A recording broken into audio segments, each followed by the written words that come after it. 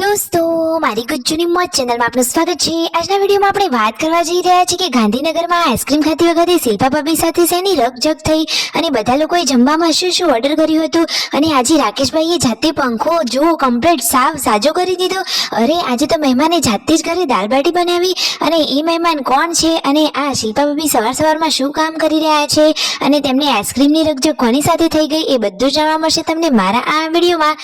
મારી ચેનલ ઉપર નવા હોય તો ચેનલને ફટાફટ લાઈક શેર અને સબસ્ક્રાઇબ કરી દો। Full video in Thakor family blog channel દોસ્તો ફૂલ વિડીયોની લિંક ડિસ્ક્રિપ્શનમાં મૂકેલી જ છે, ત્યાં જઈને તમે આખો વિડીયો વોચ કરી શકો છો। આવી ટૂંકી ટચુકડી લાઈવ લેટેસ્ટ ટ્રેન્ડિંગ માહિતી મેળવવા માટે કરી દો મારી ચેનલને ફટાફટ સબસ્ક્રાઇબ। તમે વિડીયોમાં લાઈવ જુઓ કે બચ્ચા પાટી તો કેટલો સરસ મજાનો સવારે નાસ્તો કરી રહ્યા છે। એકદમ સરસ મજાના સ્પ્રિંગ રોલ બનાવી લીધા છે। પાર્વતી ભાભી નવી રેસીપી બનાવવામાં તો બાકી એક્સપર્ટ છે। મિતાંશ પણ વહેલા ઉઠી ગયો છે અને ગુડ્ડુ અને જેન્સુનો નાસ્તો તો તૈયાર થઈ ગયો છે। આજે બધા લોકો જવાના છે ગાંધીનગર કાજલબેનીમાના ઘરે। દોસ્તો તેઓ લગ્નમાં જવાના છે અને પછી કાજલબેનના ઘરે। તો શું દોસ્તો કાજલબેન અહીંયા આવવાના છે, કેટલા દિવસ રોકાવાના છે, દિવ્યેશ ભાણાભાઈ સાથે આવવાના છે કે નહીં, કેટલું રોકાશે અને ક્યારે જશે, બધી જ માહિતી તમને આપણી ચેનલ પર મળતી રહેશે। તો બધી લાઈવ લેટેસ્ટ ટ્રેન્ડિંગ અપડેટ મેળવવા માટે ચેનલને ફટાફટ સબસ્ક્રાઇબ કરી દો। જુઓ વિડીયોમાં લાઈવ કે આજે તો શિલ્પા ભાભી કહે છે કે સંજયભાઈને પોટલો ઉપાડતા તો મેં પહેલી વાર જોયા। તો સંજયભાઈ કહે છે કે તમે પિયરી હતા, મેં તો ગઈકાલે પણ પોટલો ઉપાડ્યો જ હતો। ઠાકોર ફેમિલીના લોકોની તો વાત જ અલગ છે, કોઈ પણ કામ કરવામાં તેઓ નાનામ તો અનુભવતા જ નથી, એટલે કે બધા જ કામ કરવાના। સાચી વાત ને દોસ્તો, ગામડામાં જીવતા હોય તો બધા કામ પણ કરવા પડે અને ઠાકોર ફેમિલી તો બધા હળી મળીને રહે છે ને હળી મળીને કામ કરે છે। તો આવ્યા હતા ભાણાભાઈ એટલે કે તખાભાઈ કે જેઓ ભુવાજી પણ છે। આજે તો ઘરે બની રહી છે સ્પેશિયલ આ મહેમાન માટે દાળ બાટી। તો દાળ બાટીની દાળનો વઘાર કોણ કરી રહી છે? અરે તખાભાઈ કરી રહ્યા છે। અને બહાર જુઓ પાર્વતી ભાભી ચૂલા ઉપર દેશી મસ્ત મજાના બાટા તળી રહ્યા છે। તો દાળ બાટી રેડી છે, બધા લોકોનો જમણવાર હવે ચાલુ થઈ ગયો છે। જોતા વેજ મોઢામાં પાણી આવી જાય એટલી ટેસ્ટી ચટાકેદાર રાજસ્થાની સ્ટાઇલ ઢાબાવાળી દાળ બાટી બની છે। દોસ્તો તમે ઘરે દાળ બાટી બનાવો છો, શું તમે આ રીતથી જ બનાવો છો કે તમે શેકેલા બાટા બનાવો છો? તમે જે બાટા બનાવતા હોય એ કોમેન્ટ કરજો। જોઈએ બધા લોકોના ઘરની રેસીપી કેવી અલગ હોય છે। ફાઇનલી બધા લોકો ગાંધીનગર જવા માટે નીકળી રહ્યા છે, પરંતુ શું દોસ્તો પૂનમ ભાભી નથી જવાના? પૂનમ ભાભી તેમના સાસુ સસરા અને વિયુ જેન્સુ એ બધા લોકો ઘરે રોકાવાના છે, બાકી બધા લોકો ગાંધીનગર જવા માટે નીકળી રહ્યા છે।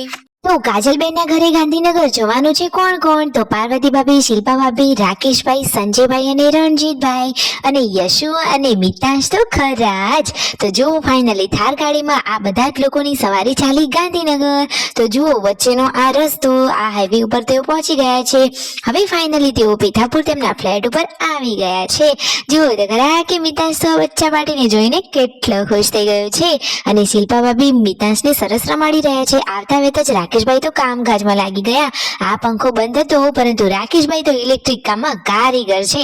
ફાઇનલી પંખાને ચાલુ કરી લીધો અને શિલ્પા ભાભી પંખો ચાલુ જોઈને ખુશ થઈ ગયા, કારણ કે આટલા ગરમીવાળા મોસમમાં પંખો તો જોવે જ ને। સાચી વાત ને દોસ્તો? તો સંજયભાઈ કહે છે કે વાવ સરસ કર્યું કે પંખો હવે ચાલુ થઈ ગયો, તો હવે કોઈ જાતની તકલીફ જ નહીં પડે।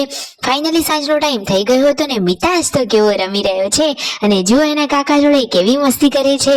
તો પાર્વતી ભાભી તો મિતાંશ અને યશુને લઈને બેઠા છે, કોઈ ચોકલેટ ખાય છે તો કોઈ બિસ્કિટ ખાય છે। ફાઇનલી હવે રાતનો ટાઈમ થઈ ગયો છે અને બધા લોકો જમવા માટે બહાર આવ્યા છે, કારણ કે પીઠાપુરમાં તો તેમને ત્યાં બધો સામાન રાખતા નથી, તો જમવાનું તો બહાર જ કરવું પડે ને। તો જુઓ ફાઇનલી બધા જ લોકો બહાર આ ઢોસા ખાવા માટે આવી ગયા છે। વાવ એકદમ ટેસ્ટી સંભારવાળા આ ઢોસા છે। તો બધા જ લોકોએ ઢોસા ખાધા અને પછી બધા લોકો ગયા સરસ મજાના આ ઘૂઘરા ખાવા માટે। તો આ રહી ઘૂઘરાની ડીશ અને પછી બધા લોકોએ મસ્ત મજાના ક્રિસ્પી મોમોઝ ટેસ્ટ કર્યા। તો ફાઇનલી આ રીતે બધા લોકોએ સરસ મજાનું નાસ્તા જેવું જમી લીધું। કોઈને શાક રોટલી કે એવું ખાવાની ઈચ્છા નહોતી, તો આ રીતે નાસ્તો કરીને પછી આવી ગયા સરસ મજાના ઠંડા પીણા માટે આઈસ્ક્રીમની દુકાન ઉપર। અરે વાવ જુઓ તો ખરા કે પોસ્ટરમાં કેટલા સરસ મજાના આઈસ્ક્રીમ છે, જોતા આવે તો જ મોઢામાં પાણી આવી જાય એટલા મસ્ત ટેસ્ટી આઈસ્ક્રીમ છે। તો ફાઇનલી સૌથી મોંઘો આઈસ્ક્રીમ કોને મંગાવ્યો, કેવો હતો, લુકમાં કેવો હતો અને ટેસ્ટમાં કેવો હતો? તો આ પહેલો જે બાઉલ વાળું આઈસ્ક્રીમ છે એ રણજીતભાઈનો, અને પછી 2 કપ વાળા આઈસ્ક્રીમ સંજયભાઈના અને રાકેશભાઈના છે. રાકેશભાઈએ પોતાનો આઈસ્ક્રીમ લઈ લીધો છે.